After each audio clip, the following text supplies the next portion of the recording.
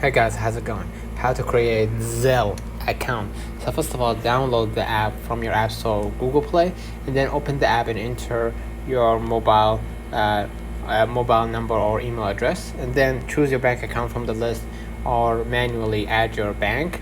Okay, and then basically what you're going to do, enter your banking credentials or link your debit card, and then follow the prompts to verify your identity via code sent to your email or phone, and then once linked, you can start sending and receiving money. So let me know in the comments if this video helped you. Don't forget to like and subscribe, turn on the notification bell to receive every video we upload. Thank you for watching. You will definitely see you.